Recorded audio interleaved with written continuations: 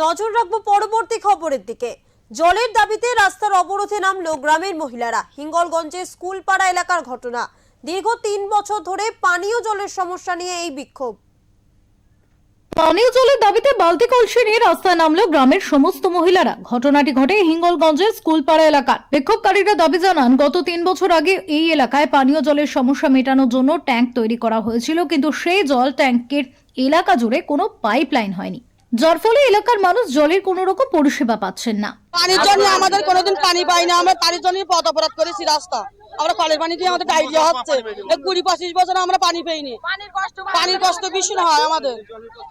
হ্যাঁ, ওই ২০-২৫ বছর হয়ে গেছে, তার জন্য পথ অপরাধ করেছি। ট্যাঙ্ক থাকতেও আমরা পানি পাইনি। জল চাই, জল চাই। দেখুন, আমরা কাটাখালী বাসিন্দা। দীর্ঘদিন আমরা জলের দাবিতে অনেক জায়গায় জানিয়েছি, জল পাই না। আর বিশেষ করে যে বাড়িতে পুরুষরা বাড়ি থাকে না, মহিলা একা বাড়ি থাকে, তার জলের এত সমস্যা হয়, পুকুরের জল মাঝে মধ্যে খেতে হয়। এই জলের দাবিতে আমরা অনেকদিন অনেক জায়গায় বলেছি, কোনো সুরা হয় না। তার জন্য আমরা আজকে পথে নেমেছি।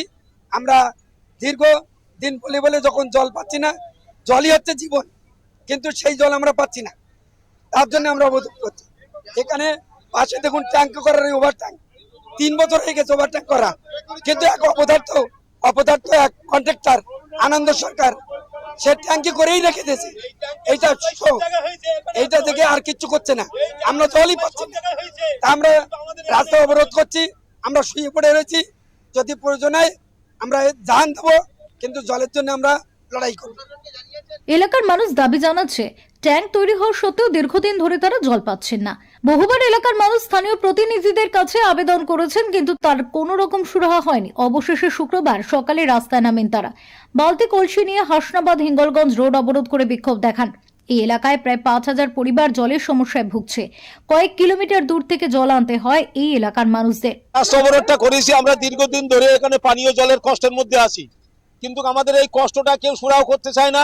আমরা দীর্ঘদিন ধরে আন্দোলন করি, পথ অবরোধ করি, এইভাবে আমরা নির্যাতন অনেক কিছু আমরা এই জলের জন্য সহ্য করছি, কিন্তু আজ পর্যন্ত এর সুরাহ কেউ করতে চায়নি।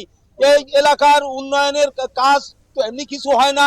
তারপরে বড় বড় নেতারা আসেন, এসে এখানে প্রতিশ্রুতি দিয়ে যান, কিন্তু এলাকার কাজ হয় না। এই জলের কষ্ট সব থেকে বড় কষ্ট। এখান থেকে 5 কিলোমিটার যেই আমাদের জল আনতে হয়, এখান থেকে 5 কিলোমিটার 7 কিলোমিটার যেই আমাদের জল আনতে হয়। এই কষ্ট আমরা দীর্ঘদিন ধরে করছি।